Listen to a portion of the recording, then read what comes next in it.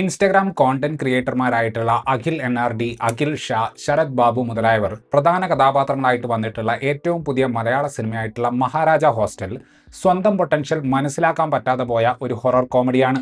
Revenge ചെയ്യാൻ വേണ്ടി വരുന്ന പ്രേതം എന്ന എല്ലാവർക്കും അറിയാവുന്ന പ്രേതകഥ ഫോർമാറ്റ് തന്നെയാണ് ഈ സിനിമ പിന്തുടരുന്നത്. എന്നാൽ രണ്ടാം പകുതിയിൽ ഒരു സ്ഥലത്ത് ഈ സിനിമയ്ക്കും രോമാഞ്ചം, പ്രകമ്പനം മുതലായ സിനിമകളെ പോലെ ഇൻട്രസ്റ്റിംഗ് ആയിട്ടുള്ള ഒരു കോൺഫ്ലിക്റ്റ് ക്രിയേറ്റ് ചെയ്യാൻ പറ്റും എന്ന് എനിക്ക് തോന്നി. നിർഭാഗ്യവശാൽ ആ ഒരു പോസിബിലിറ്റി എക്സ്പ്ലോർ ചെയ്യാൻ സിനിമയ്ക്ക് യാതൊരുവിധ താല്പര്യവും ഉണ്ടായിരുന്നില്ല. സ്ഥിരം ജംപ് സ്കെയറുകളും ഊഹിക്കാൻ അങ്ങേയറ്റം എളുപ്പമായിട്ടുള്ള കഥയുമായിട്ട് മുന്നോട്ട് പോകുന്ന ഈ സിനിമ അവസാനമൊക്കെ ആകുമ്പോൾ പടത്തിന്റെ പേര് മഹാരാജ ഹോസ്റ്റൽ എന്നാണ് എന്ന കാര്യം വരെ മറന്നു പോകുന്നുണ്ടോ എന്ന് സംശയമുണ്ട്. അരവിന്ദ്, മിഥുൻ, വർക്കി മുതലായ 3 ക്ലോസ് ഫ്രണ്ട്സാണ് നമ്മുടെ മെയിൻ കഥാപാത്രങ്ങൾ. +2 കഴിഞ്ഞതിന് ശേഷം ഇവർ 3 പേരും എഞ്ചിനീയറിംഗ് എടുത്ത് പഠിക്കാൻ തീരുമാനിക്കുന്നു. ചിലവ് കുറയ്ക്കുന്നതിന്റെ ഭാഗമായിട്ട് കോളേജിന്റെ പുറത്തുള്ള മഹാരാജ ഹോസ്റ്റലിൽ താമസിച്ച് പഠിക്കാൻ അവർ തീരുമാനിക്കുകയാണ്. അരവിന്ദിന് ഇഷ്ടമുള്ള പെൺകുട്ടി ആ കോളേജിൽ പഠിക്കുന്നുണ്ട്. അവളെ ഇംപ്രസ് ചെയ്യിക്കാനുള്ള ശ്രമത്തിന്റെ ഭാഗമായിട്ട് പിടിക്കുന്ന ഒരു വള്ളി കാരണം ഈ 3 സുഹൃത്തുക്കളും ഒരു പ്രേതത്തെ കാണുന്ന സാഹചര്യം ഉണ്ടാകും. അതിനുശേഷം ഇവരുടെ ജീവിതത്തിൽ നടക്കുന്ന സംഭവങ്ങളാണ് ഈ സിനിമയിൽ നമ്മൾ കാണുന്നത്. ഈ സിനിമ കാണാൻ അതിയായ താല്പര്യമുള്ള വ്യക്തികൾ ഇനി അങ്ങോട്ടുള്ള റിവ്യൂവിൽ ഒരുപക്ഷെ സ്പോയിലർ ആയേക്കാവുന്ന സംഗതികളുണ്ട് എന്ന് മനസ്സിലാക്കിക്കൊണ്ട് മുന്നോട്ട് കാണുക. ഒന്നാം പകുതിയുടെ ഭൂരിഭാഗം സ്ഥലത്തും കാര്യമായ ഇമാജിനേഷൻ ഒന്നുമില്ലാതെയാണ് എഴുത്ത് മുന്നോട്ട് പോകുന്നത്. സ്ഥിരം +2 കോളേജ് എഞ്ചിനീയറിംഗ് തമാശകൾ ഇവിടെയും കാണാം. ഇതിൽ അഭിനയിച്ചിട്ടുള്ള നടന്മാർ ഇൻസ്റ്റാഗ്രാമിൽ ഉണ്ടാക്കിയിട്ടുള്ള കോണ്ടന്റുകൾ ഇതിലും മികച്ചതാണ്. കാര്യമായ ഗുണമൊന്നുമില്ലാതെ കഥയിലേക്ക് കാര്യമായിട്ട് ഒന്നും ആഡ് ചെയ്യാത്ത തരത്തിലുള്ള സീനുകളുടെ ഒരു കളക്ഷനാണ് കോളേജ് ചാപ്റ്റർ.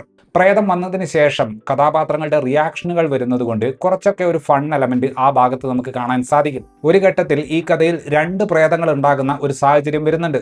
സത്യം പറഞ്ഞാൽ ഈ കഥയെ വേറൊരു രീതിയിൽ എക്സ്പ്ലോർ ചെയ്തുകൊണ്ട് രണ്ടാമതൊരു ലെയർ ഉണ്ടാക്കാനുള്ള സുവർണാവസരമായിരുന്നു ആ ഒരു ആംഗിൾ. പക്ഷേ ആ ഒരു സാധ്യതയെ സിനിമ പൂർണ്ണമായിട്ടും അവഗണിച്ചുകൊണ്ടാണ് രണ്ടാം പകുതിയിൽ മുന്നോട്ട് പോകുന്നത്.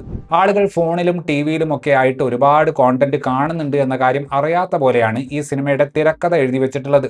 പടത്തിലെ ഒരു പ്രധാന കഥാപാത്രത്തെ ഇൻട്രൊഡ്യൂസ് ചെയ്യുമ്പോൾ തന്നെ അയാളുടെ റിയാലിറ്റി എത്തരത്തിലുള്ളതാണ് എന്നതിനെക്കുറിച്ച് നമുക്കൊരു ധാരണ കിട്ടും. പക്ഷേ ഈ സിനിമയുടെ രചനയും സംവിധാനവും നിർവഹിച്ചിട്ടുള്ള ചാരു വാക്കൻ അത് എന്തോ വലിയൊരു സസ്പെൻസ് ആണ് എന്ന രീതിയിലാണ് ട്രീറ്റ് ചെയ്തിട്ടുള്ളത്. അവസാനത്തെ ഒരു 15-20 മിനിറ്റിൽ സംഭവിക്കുന്ന കാര്യങ്ങളൊക്കെ ധൃതി പിടിച്ചുണ്ടാക്കിയതുപോലെയുണ്ട്. ആ ഭാഗങ്ങളിൽ വരുന്ന comedy ചിരിപ്പിക്കുന്നുമില്ല, horror പേടിപ്പിക്കുന്നുമില്ല.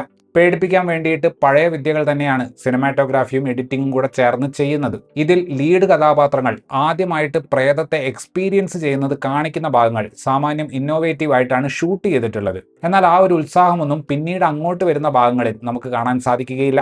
Akhil NRD, Akhil Shah, Sarath Babu മുതലായ ഇതിലെ നടന്മാർ അവർ ഇൻസ്റ്റാഗ്രാമിൽ ഉണ്ടാക്കിയെടുത്തിട്ടുള്ള ഒരു ഇമേജിനെ തന്നെയാണ് ഒരു പരിധിവരെ കഥാപാത്രങ്ങളായിട്ട് ഇവിടെ ചെയ്യുന്നത്. ഈ സിനിമയുടെ എഴുത്തിന്റെ ഒരു പൊതുവായ നിലവാരം വെച്ച് നോക്കുമ്പോൾ റീലുണ്ടാക്കുന്ന ഇവരുടെ ഒരു അനുഭവ സമ്പത്ത് വെച്ചിട്ട് ഒരുപാട് സ്ഥലങ്ങളിൽ സിനിമയ്ക്ക് ഒരു മിനിമം ക്വാളിറ്റി തോന്നിക്കാനുള്ള എഫേർട്ട് അവരെടുത്തിട്ടുണ്ട്. രണ്ടാം പകുതിയിൽ പല സ്ഥലത്തും കാര്യങ്ങൾ കുറച്ച് എന്റർടൈനിങ് ആക്കാൻ വേണ്ടി അവർ ചില ഡയലോഗുകളൊക്കെ കയ്യിൽ നിന്ന് എടുത്തിട്ടുണ്ടോ എന്ന് സംശയമുണ്ട്.